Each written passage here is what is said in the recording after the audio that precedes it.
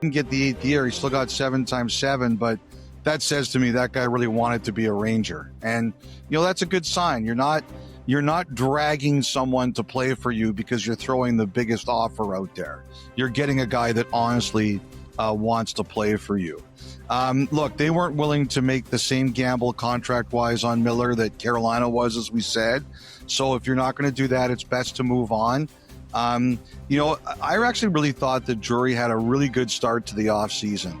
He got Will Cooley done. Like we were all sitting here saying, is Cooley going to get an offer sheet? We missed the guy who was going to get the offer sheet. That was Miller. But he gets Cooley done at a very reasonable number. I think the other thing too, Kyle, is that the biggest win for Drury and the Rangers is there was no drama. Like after a season of drama, there was none of that. And like, for example, like Kreider thanked them on the way out. It was clear the two sides worked together to get him to a place where he wanted to go. No noise. Not like the last couple of years. It's very clear they're working with Zibanejad. Sullivan goes to meet him. They're trying to figure out a way to make it all work. Avoid the noise. I mean, you never know if it will continue, but the bottom line is this season is not starting the way the last two did. 2 years ago, it was Barclay Goodrow. Last summer, it was Trouba. There's none of that right now. And they got a good player in Gavrikov. I think, the other thing too is I also like the Taylor Radish pickup. I thought he was good in Washington last year. And so the role I see him fitted for with the Rangers, I think that's a good role. The guy I really want to see take a step this year, because I've always thought there was a player there, is Parssinen. He hasn't shown it yet. That's the guy I want to see take the jump. And, Gabe Perreault is going to get a chance to make this team too. But Parssinen, to me, like he's at the point where he's got to take the jump. And we'll see, Kyle, here what happens with Panarin. Okay. The Philadelphia Flyers, so bring in Christian Dvorak, Noah Juleson, Dennis Gilbert, Dan Vladar to help out with their goaltending depth. That was a struggle for them last year. And, of course, the Zegras deal just before the draft. They got a new head coach in Rick Tocchet. You mentioned their disappointment in not landing Shabanov, the Russian. Is Danny Briere a guy who you think is going to continue to try to make stuff happen over the summer as opposed to taking a bunch of time off? How do you see the Flyers playing out over the offseason? Well, they got an unfortunate curveball thrown at them with Tyson Forster's injury, right? And that's a big one. They signed him to an extension. They were obviously very happy they did. And now, you're looking at him. He's very high up on your left side. And then now you're not sure. That's something Briere has to deal with that he wasn't expecting. So no, I don't think he's going to be able to relax, Kyle. He's probably going to have to see what else is potentially out there, despite the timeline. I think the other one there we're all watching is Cam York. He did not file for arbitration on Saturday.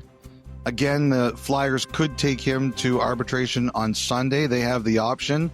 But instead, to me, it looks as if there have been some rumors that York and the Flyers have made progress on a contract extension.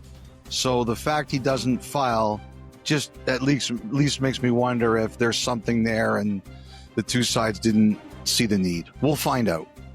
I'm under the impression there was progress made on an extension for York. I mean, Dvorak, 1 year deal. I think it's a great bet.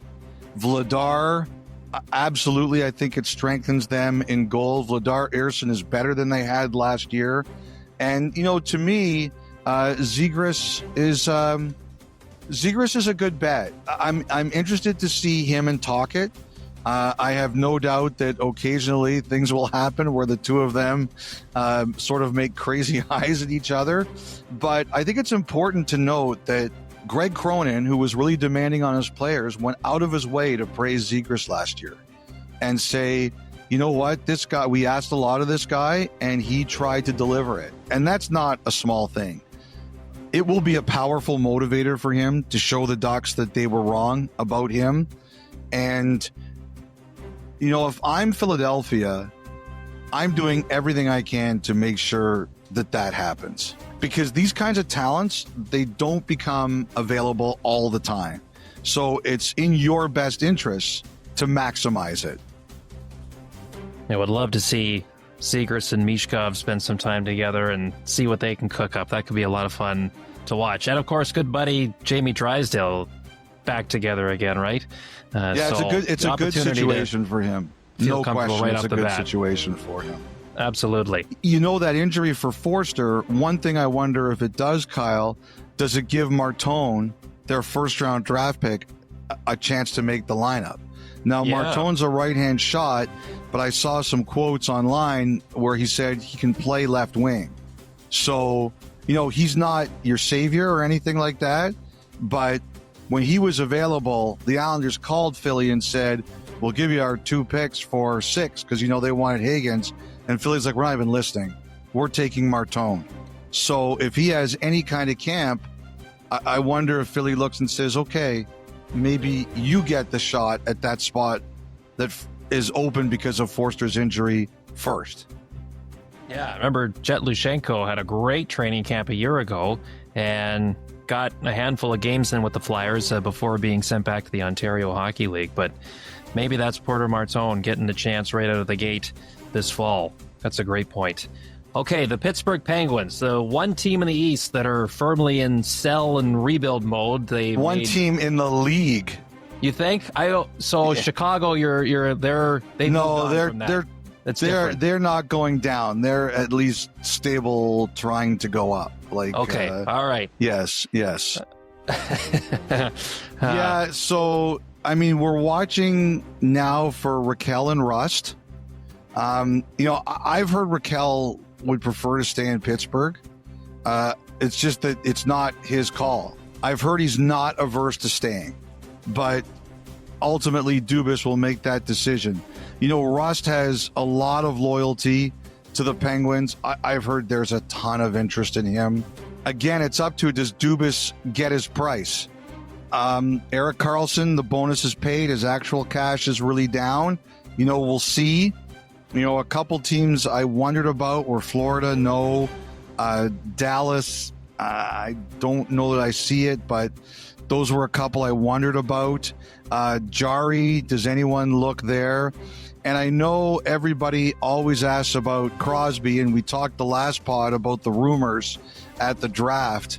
I meant to say, it's so funny. Sometimes Kevin Weeks will tweet out a city, and I don't know the skyline. I have to reverse image it. What city is that? And I didn't recognize his Denver picture when he sent it out. So funny. Anyway, that's great. One of the things I was told was, and I've said how there's people in sort of Crosby's aura who want him to go, but one of the things I was told is that Crosby hates it when this stuff starts, and it actually makes it harder to convince him to do anything. So someone said to me, if you really want Crosby to leave, don't talk about it. Which means the Penguins fans are going to be all over social with it. Yeah, exactly. Oh my gosh, the campaign will begin. They'll have billboards all through Pennsylvania.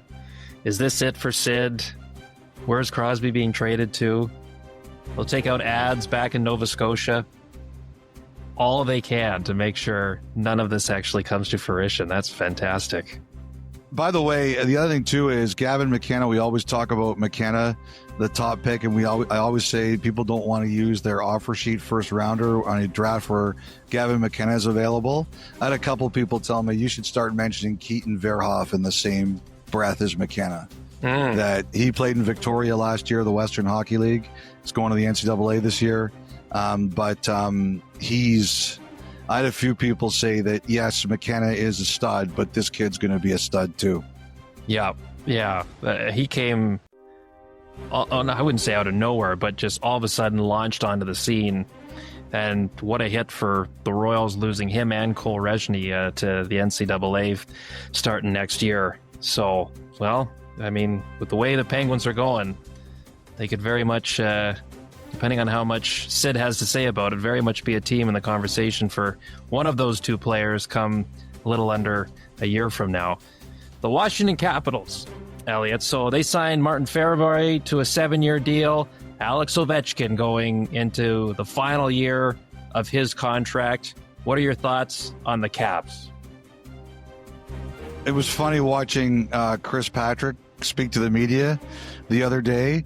He's like, well, we tried to sign someone and we didn't get them. I wonder who he was talking about. Yeah, they made a big run at Ehlers. They wanted Ehlers badly. And, I'll say this. As I said, I thought Carolina was the team for Ehlers all the way, the team to beat. But I think Washington at least made them think. They took a huge run at it. They were really serious about Ehlers. I think they were prepared to give him what he wanted in the lineup, contract-wise, but obviously just didn't get it done. And they brought back Anthony Beauvillier, who was kind of waiting to hear what was going to happen. I also heard the Capitals took a long look at Jack Roslovic, who still is not signed. And so we'll see what goes on there. There wasn't a lot they had to do, right? They did a lot of work last year. They had a great season. They're a heck of a team.